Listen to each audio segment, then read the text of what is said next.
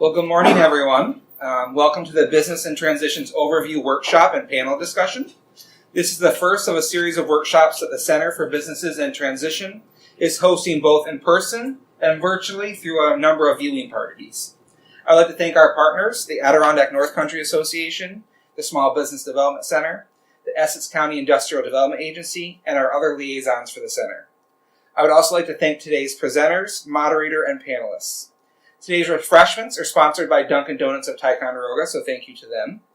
At this time, I'm going to introduce Danny from the Adirondack North Country Association, who's going to give us an overview of the Center for Businesses and Transition. Danny? Great. So I am coming.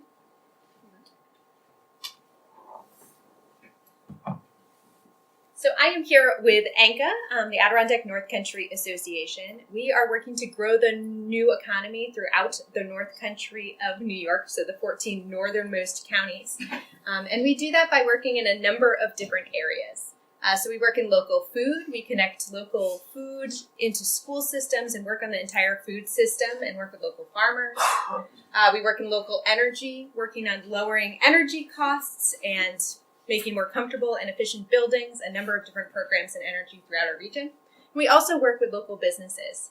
So a number of different ways that we do that. We do some crowdfunding campaigns that are local through a thing called Ignite. We help artisans get to wholesale by doing an annual Buyer Days retail show to wholesale.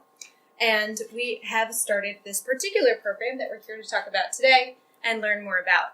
So this is a brand new program as of January 2019, and we're enlisting partners throughout the region. So there's a number of organizations and individuals throughout our region who are helping to grow in partnership to look at businesses that are retiring.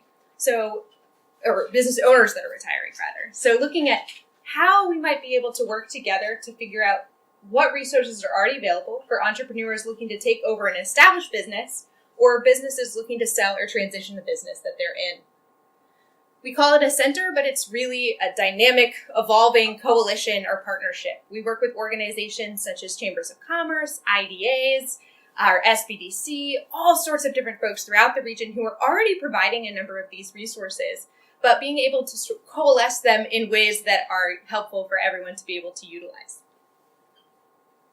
So we do matchmaking services with potential buyers, access to planning tools in connection to existing services.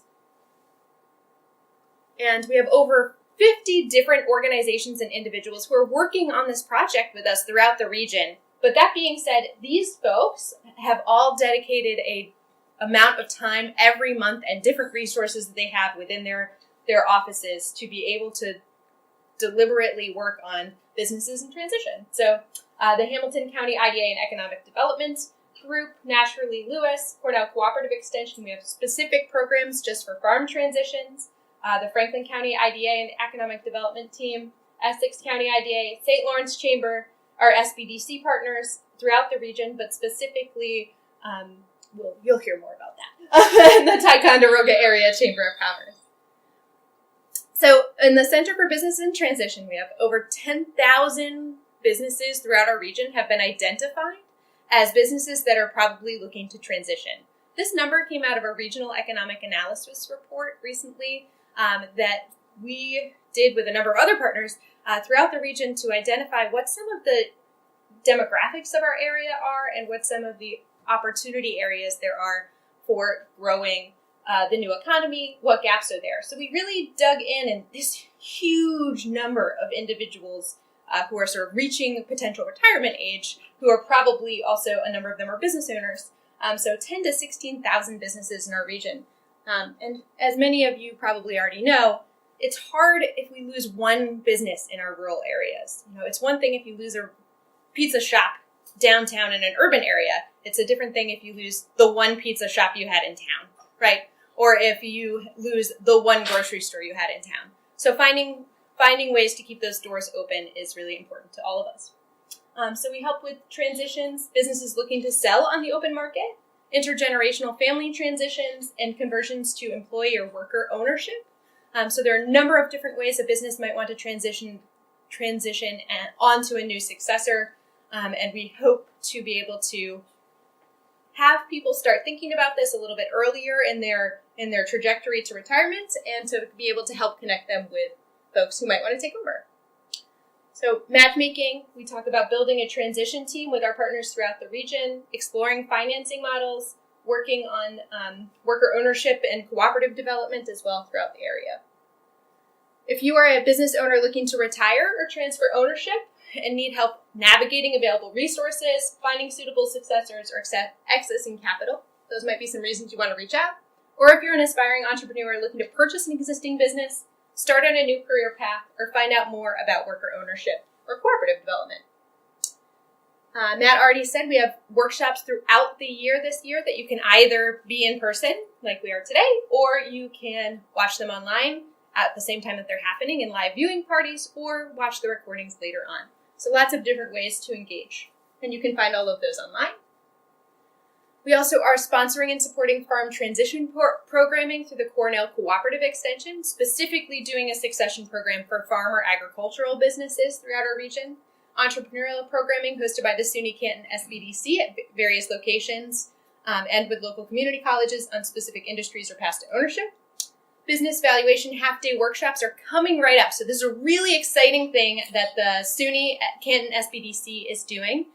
So they have 2 days where they brought in an expert coming up on April 10th and 11th with half-day workshops to talk about valuation. So how do you value your business? What's it worth? And it's $10. So it's a really expert advice that you would pay a lot more money for. And it's just amazing that they're able to bring that to our region and share that with folks who might need it. Also, we are working in development with the St. John Fisher College as well to put together a peer-to-peer group of family transitions. So folks who are looking to transition their family to a family member, being able to talk to other people going through that process, and to utilize some of the resources that that school is developing to work with businesses in that situation.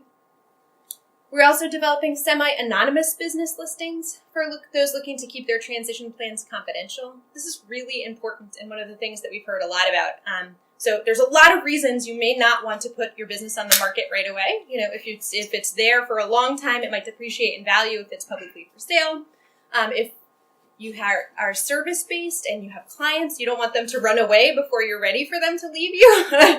or if you're just, you don't want your employees to know that you're thinking about this and scare them away. So there's a lot of reasons you might not want to do that.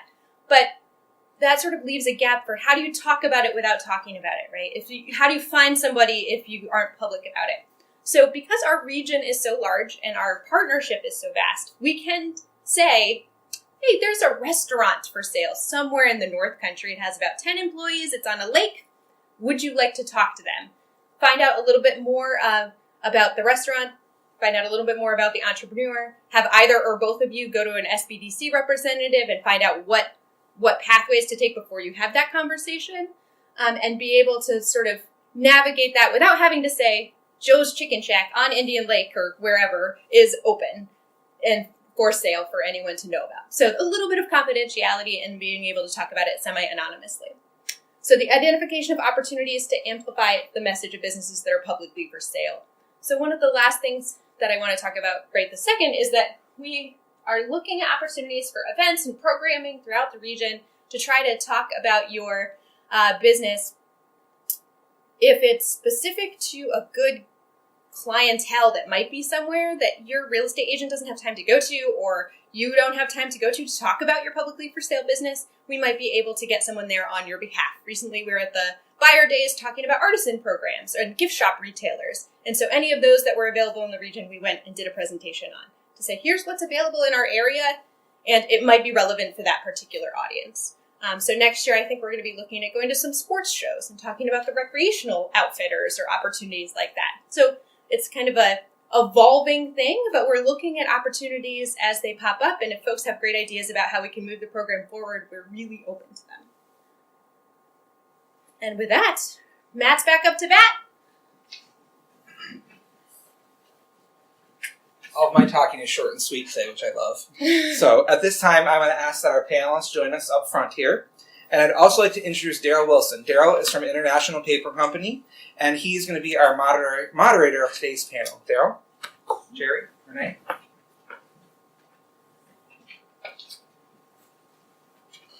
Yeah,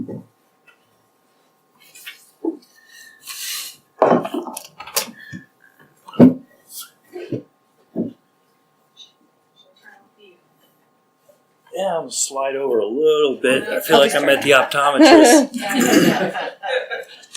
Just a reminder all to just speak up a little bit because the sticks make it a little hard. Certainly. Well, first of all, I'd like to thank everybody for coming. Thank you for giving me the opportunity to moderate this event. As a member of the community and representative for International Paper, thank you again. And we look forward to what you have to offer. I'm certainly going to learn a lot today. I'm going to get right started then. Really, it's a question to both of our panelists at this time. We'd just like to hear a little bit about your story and your connection to a business in transition in the North Country. So if I could start with Renee. Sorry. Go ahead. My name is Jerry Greer. I am the owner and operator of the Circle Court Motel in Ticonderoga, New York. It's really been a family business in the lodging business for a little over 100 years. It goes back, my great-grandparents started the Andrews Tourist Home back in 1917. We started the motel, the Circle Court Motel was established in 1953. Over the course of several different years in there, we've added units, lodging units to it. The last time was in 2006. We did some remodeling there, and 2 years ago, we decided to put the business up for sale, and we've had it on the market since then. The reason being, we want to retire. Like a lot of people, we're in that age of the baby boomers, and we'd like to be able to spend more time with our kids and grandchildren. So we've decided to put the business up for sale. It's a little unique in that, from a lot of other businesses, in that we're selling both a business and a home. The home is attached to the motel. So as I say, you're looking to sell a business, you're looking to sell a home. The process of selling has really been to try to find, in our case, since it's mostly property and buildings, we've gone through a real estate agent in doing that. Trying to put together the financials that people are going to want to be able to see when they look at it, and identifying the positives that we see with being a business owner. You being the one in control, being your own boss, getting a chance to work with your customers face to face, and kind of being the ones that are in control, I guess. So I guess I'll leave it at that, I think, for now. I am Renee Scuderi. I am owner of Trombley's Greenhouse in Crown Point, New York. I recently have taken over that business. It was an established business for 18 years, and I worked there for 2 years prior, and that was not necessarily the path that I was looking to do, is own the whole business, but one thing led to another where I started really enjoying the business. The owner was looking to retire, and she just started putting it in my ear, this would be a good fit for you. I think you could handle it. I would help you. I would teach you, everything you need to know. So that's where my path. I was going to go to a different path. I was originally going to have a gift shop here in Ticonderoga. Started like a 5-year plan, but that just changed. I was in banking for many years and wanted to change. So just was looking for something fun, and it ended up just working out. She needed someone to take the business over, and I really enjoyed it. So that's where I'm at, and I just took it over in July of last year. So that's my story.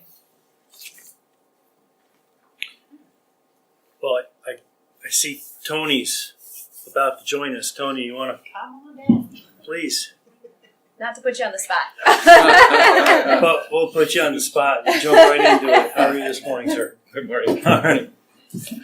Well, I'll pose this question to you. The other panelists were just asked, and if you could just start out by telling us a little bit about your story, your connection with the business, and how in the transition and how you went about doing it. Okay. Well, I started very young in my parents' small business back in 1984. They started it, so I was kind of working in the business, not even knowing it when I was like 12 or 14. Had no desire to really run it when I got to like college, but then something happened after I got my engineering degree, and I realized I kind of wanted to come back. I wanted to move back to the area, and the only way that it seemed to work was to come back to the business.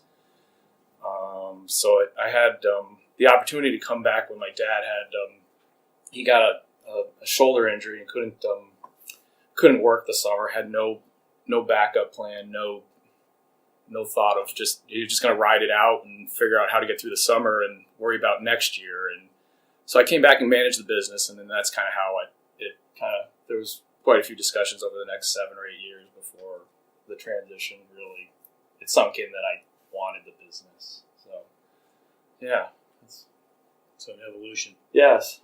That's good.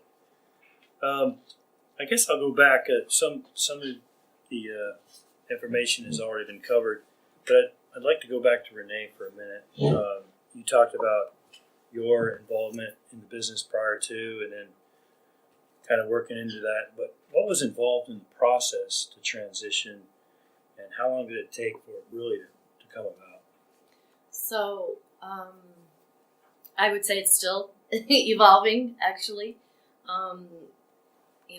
Neither one of us really have obviously been through this, so there's a lot of details what I would suggest is trying to think of as many details that would evolve in questions and details, and get as much of that in writing and get the help that you and all the plans and all that ahead of time. It took us really probably by the time I finally made the decision, it was probably about a 2 to 3 month period of really getting it hammered out, and all the details. Not all the details, I shouldn't say that. The majority of the details, and most importantly, getting it in writing and whether buying or leasing, that there was that, and just deciding what would be the best way for both of us. She wanted to make sure her business would continue, grow, and stay a flourishing business, and I wanted to make sure that I wanted to be able to, this is something that I really wanted to do. So short-term plan with a longer-term plan in the background is a good way that we have established it. So, What surprised you most about the experience? well, I knew there was a lot of work involved. I guess for me, it's a flower business, and I didn't realize the scope of what's behind the scenes. Mainly just ordering, say 300 different varieties of product that I really didn't have a lot of experience with. So it's been a huge learning process. But she's right there with me. She's right there through this whole process. So it's been great. It's been wonderful. It's good to have a mentor every step of the way. And that's what I've called, yeah. She is definitely my mentor in my back pocket at all times. Well, thank you. I'd like to go to Jerry. Jerry, what are some of the biggest challenges you're facing with trying to transition your business? Really just finding the buyers. I mean, you're looking at two markets, really. If you're trying to sell to someone here local, you got to find somebody that has both the interest, desire to get into a business, and the financial resources credit or whatever to be able to get into that. If you're going to go out beyond the local community, how do you get that out there? Whether through real estate agents in that, or other associations to try and get that information out there through the internet, Wi-Fi, that type of thing. It's just been the challenge of locating where is that group of people that would be interested in running a business. I guess beforehand I was a little bit unprepared for how long would it take to do that. I think I had a sense that it would be a much quicker process than it is. So I think that really is the tough thing. Deciding who you're going to go with. I mean, here you got your local real estate agents, which is what we went with. We'd like to support the local businesses, but you've also got to think about out there are like real estate agencies that specialize in businesses and that. And should you go with a group like that if you want to get out beyond, say, the New York City area, New Jersey area, things like that. So, For anybody listening in on this particular yes. session here, Yes. anybody interested in a family-owned hotel Yes. business, Yeah. please contact Jerry. Yes. Exactly. Well, I guess to you, sir, same question. What are some of the challenges you faced with transitioning the family business? I think it's having working alongside the existing owner, the current owner, and finding all the intimate details about it, looking at the financial statements, and then I think the quicker the existing owner is ready to, they have to be ready to let go. It took my father 2 or 3 years before he was like, I'm done, and that was the biggest challenge. Was he wasn't ready to hand it over to me, so he was kind of hovering there. Making sure his son wasn't screwing anything up, and not just. I just felt like I was kind of like 18 or 19, and I'm 42 years old. I managed and run other businesses and projects. I'm fully capable of doing it, and it was until the day he kind of decided. We had some unfortunate things happen in our family where he had to leave, and it was probably the best thing for me after I purchased the business that he wasn't there holding my hand or behind the scenes trying to take care of stuff. But it was challenging to really take care of like workers' compensation, unemployment, things like that as an employee or even as a manager you don't necessarily fully grasp the implications of what these things cost or how where the money comes for that. But eventually you have to kind of get down and dig into that. And I think the other thing, you shouldn't postpone those tough talks, those discussions with that owner that you're going to be purchasing the business from. You can't just keep saying, we're going to put it off till next month, because it never happens until you sit down, and you can almost sit down weekly and go over things and strategize to make the process happen. Patience is a virtue. Yeah. Especially with family. Yes. It is a challenge. But, here you are, having completed that transition. And but what excites you the most about the future of your business? What are those opportunities out there you see making it your own? I guess the big thing is you can put your own spin on the business to what drives you or what you want to specialize in. For us, I came back. Our business was a very successful business. People in this market knew us. Ticonderoga and Hague, we had a very good reputation. But when you got outside of that, when I was working in Queensbury and Southern Lake George, people were like, who? They just didn't even know us.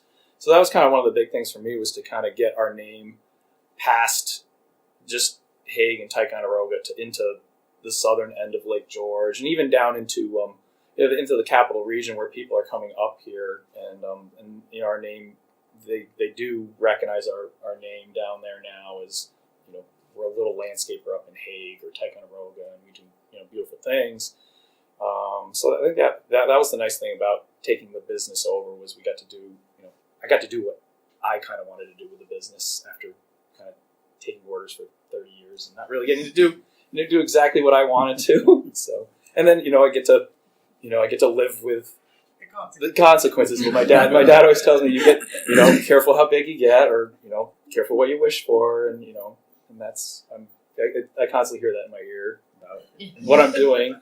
So it slows us down, and we take little baby steps. But it's nice to watch the business grow. We've doubled or tripled in size over the last 8 years. We've won some nice awards, and I'm proud of it. I'm very proud of that my family's accomplished that. It's my 2 sisters and my parents, and it's not just me, but I'm the one that's running it now. So it's a cool thing to take a business over. But you really have to be in it and know the basics of the business, and probably work there for a few years before you take it over. I would suggest. So are you already working on the transition plan for your family? I have hired I've hired 2 managers, and I am it's something I talk about with them. It's important to kind of at least keep all doors open, and it's a struggle for, I think, most small businesses. I know in the landscaping industry, most of the people that are running these businesses across the country are getting older. They don't have, they either have their son or daughter to fall back on, and then when that falls apart, they don't really have a solution. And it's a great challenge, because a lot of the younger generation does not want to do hard work or run a business. It's a challenge. Well, thank you. I appreciate those insights. I think we're at a point now where if there's any other questions from members of the audience or that we may have. It sounds like these are family businesses for the most part.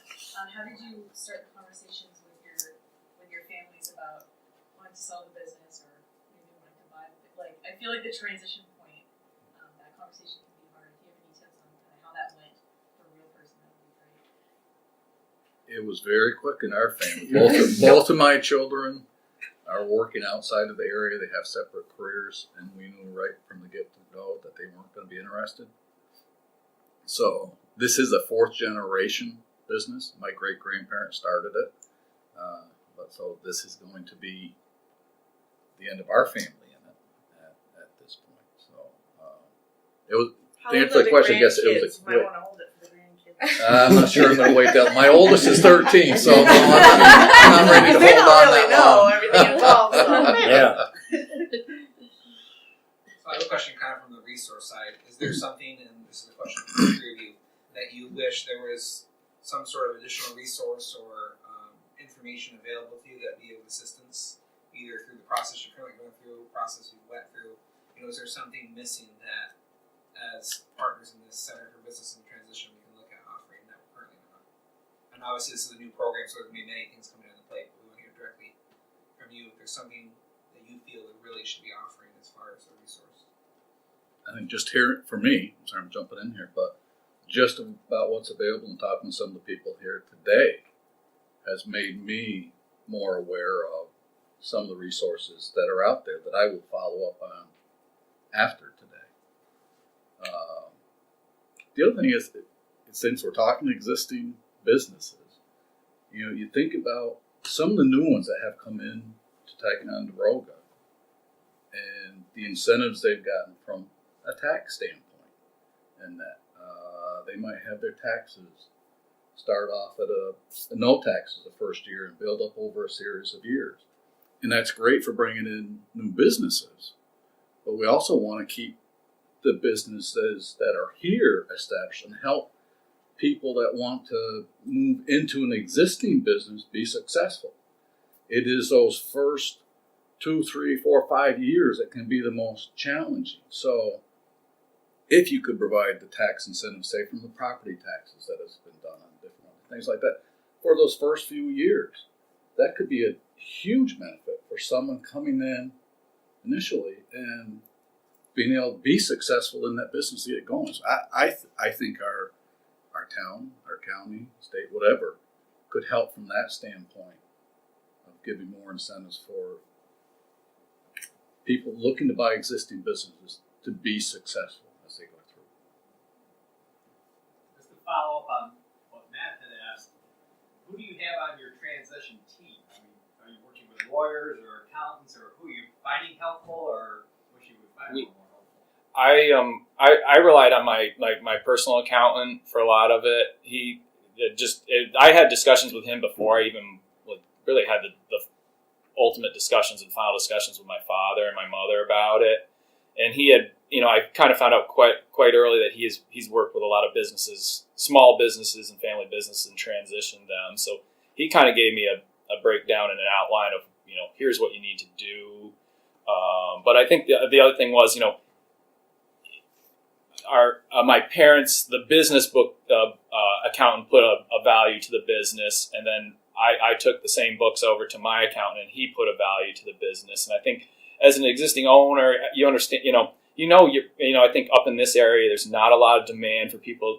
When somebody walks to the door and says they want to buy your business, you're not going to get a lot of opportunities at it. But I think the thing to do too is not to undersell your business too. And I felt what my parents were looking to get for the business when I took it to my accountant. He was like, you just got to be careful that if you purchase it for that price, in 5 years or 10 years, they may be upset to see how much money your business is worth or making after that. So they had a price of this, and I ended up counter offering more. And then ultimately we had to bring in I invited my parents down to my accountant, and we sat down there and hashed it out. And then they kind of met with him one other time by themselves. And they did realize that, if they do live another 30 or 40 years, they might need a little bit more. And so it softened. It just made it's made it a much smoother transition, that they're happy, I'm happy, and I'm happy that they're not struggling to get by. And but I think having a good, an attorney involved, going back to anybody that's been involved in the business, like our insurance agents, I sat down with my parents and we worked through a lot of that. We also put some life insurance policies on myself. The business put a policy on myself, and then my parents put a policy on myself. So if something happened to me, they would still get paid out the value of the business. And then one policy through the business was there. If that did happen, they could either start the business back up or close it down immediately. So that's something and it was relatively cheap, cheap dollars for what was the implications of that. So I think that's something as you transition through to have the rainy day policy in place, just in case even if somebody has cold feet afterwards and bails out, that you're not stuck potentially holding the business.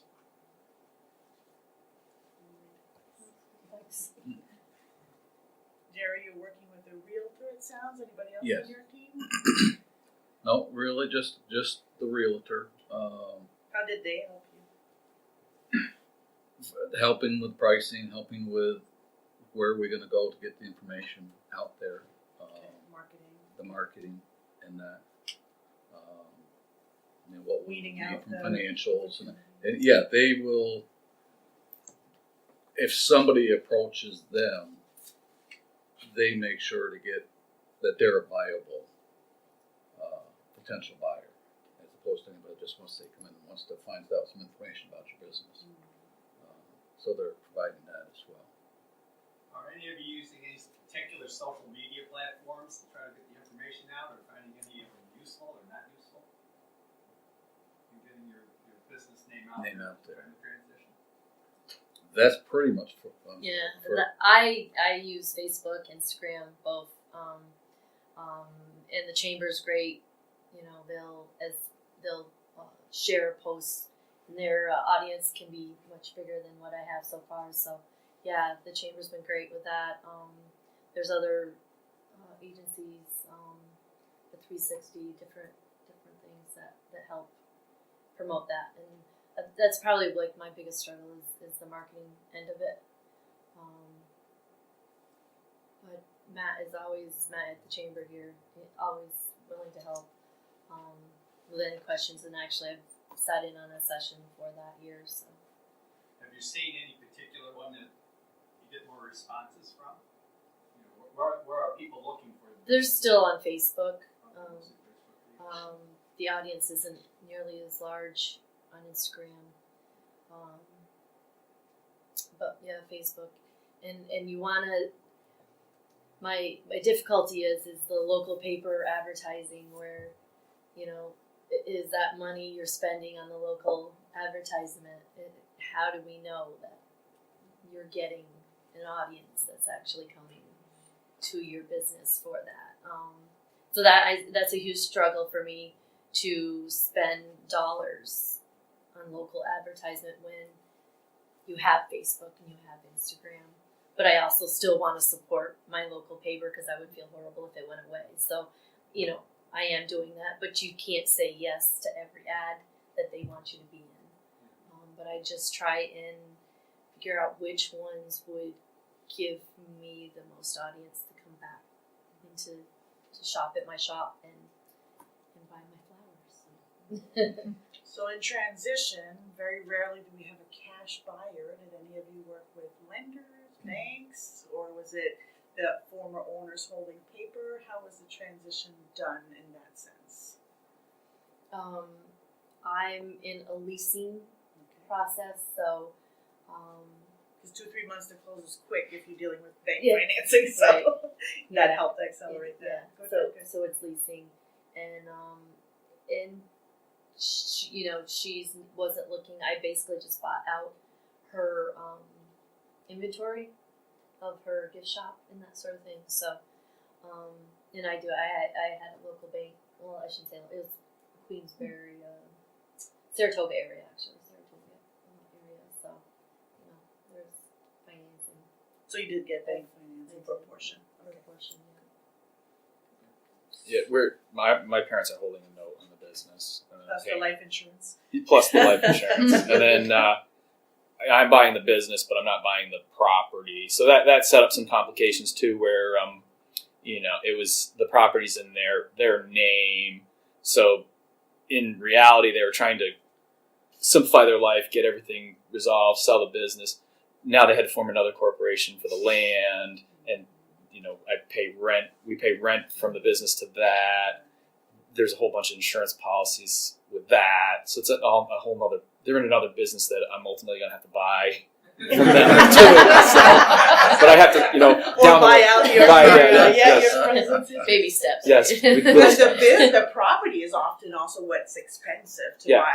Like the young farmers, or again the situation with the motel. So it's interesting to hear that you bought the business piece but not the property. Correct. If you had had to buy the property and the business, do you think you could have done it? I don't know I don't know. It would have been complicated. I guess you don't want to go through all your life savings to jump into something, but I could have probably pulled it off. But there's probably not a lot of people that could do that. I mean, I look at it myself now, where the business is for like a couple of my employees. If they wanted to buy it, could they? I don't think they could buy both the business and the land. At the stage we're at now too. So it gets complicated when you have multiple. And I was in the same boat. Their home is on the property. So that's why we're right now at a leasing stage till they figure out really what they want to do. So that, it's the same thing. And also, after the business, it's been established, you mentioned 4 generation. Well, when your parents started it was a very different market. Maybe they didn't have any debt. When you're a buyer, like when you bought the business, all of a sudden you're adding a new debt load. So now you got to look at the numbers. They work for the former owners, but do they still work for the new buyers too? So that's another piece that's challenging as the business changes hands.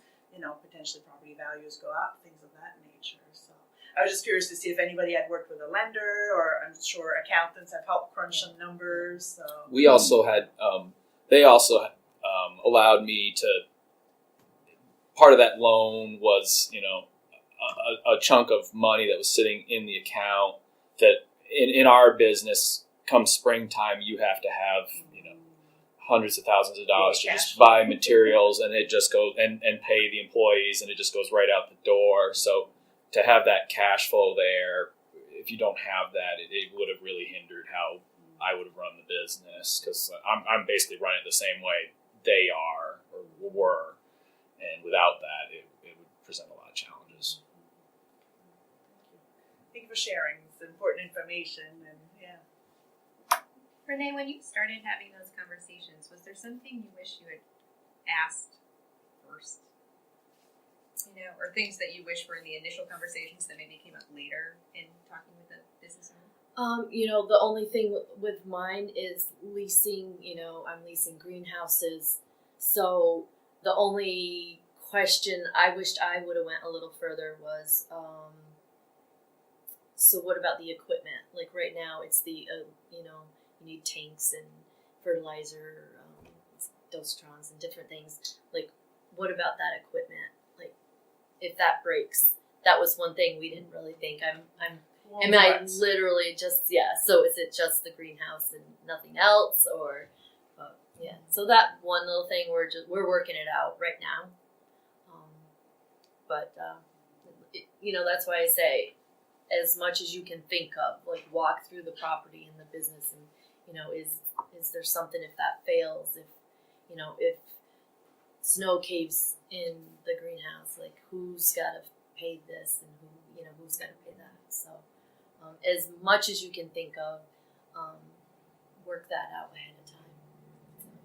And every business, I'm sure, would be different, but look at it, try and look at it that way to get as much done ahead of time. I have a quick question for me.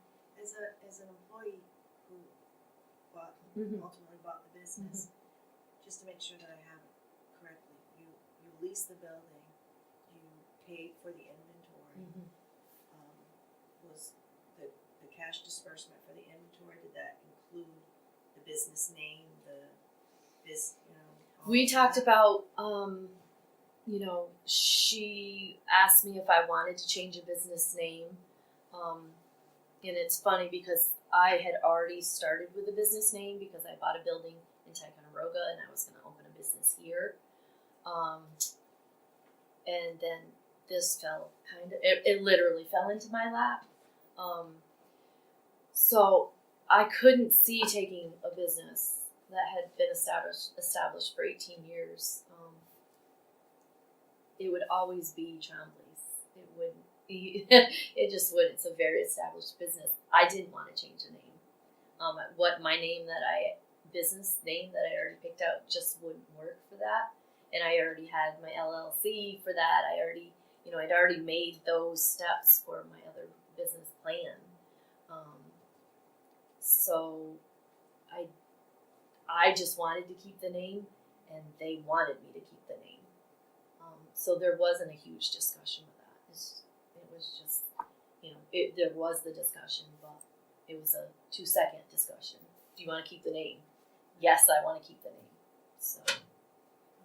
So in order to use their name, did you form a new legal entity, or are you running my existing what it is my existing LLC that I had existing is I have a DBA now for their business, so their business name. So you but it's created all a new legal entity for your business running under that there. under the Okay. So I have an LLC doing business as. And the reason I bring this up is there's 2 ways to sell a business, right? You're buying shares of the existing company, or you're buying assets of a company.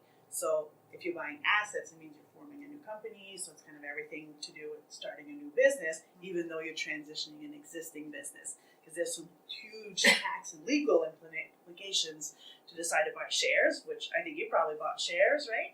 I was going to comment on what you're bringing up was a pretty complicated thing for us, because ultimately my dad wanted his name off of everything and no liability. And he basically he was like, you do a DBA and form another DeFranco Landscaping or DeFranco Landscape. It was DeFranco Landscaping and Construction. It was like, form DeFranco Landscaping, like, take me out of it. And then I think when we sat down with the attorneys, that's when it was like, the shares are there, just transfer the shares over. And so that's what we did. We immediately, at the sale, we transferred 100% of the shares over to me. And then later we found out with the attorney that for them, they had to, for them to legally close the business out, they needed to have a minority share of 5% or 10%. So they're sitting there, they're not in charge of anything, but they are shareholders. Should anything happen to me, they would be the ones that would close the business down. So there are some legal implications that you have to work through on both sides of it, and neither one's And it's easy. interesting that in your case, your dad, the seller, wanted off the books because usually for tax advantages, for them selling shares could be beneficial, and usually it's the new owners that don't want any form of liability. So that's very interesting. Yes, and I think a lot of it came down to like a lot of our vendors too. They still, he knows every time I go into a truck dealership and buy a truck, he's the first person. Like he's like, I see you over at, Christopher Chevrolet talking to somebody. I'm like, it's none of your business, but it kind of is because he kind of gets the call because his phone number is the one that goes kind of through, and it's funny how they always find him when the money's involved, just to confirm a few things. Yeah. Love it.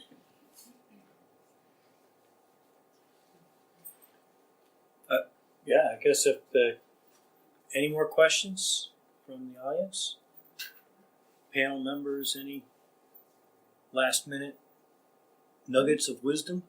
Would you do it again? Yes, absolutely.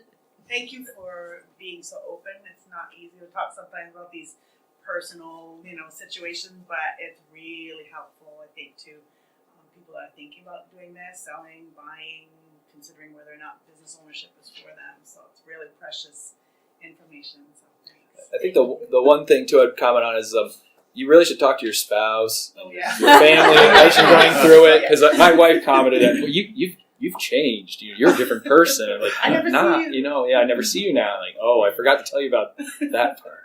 Yes, that's true. About going to planning boards. Yeah.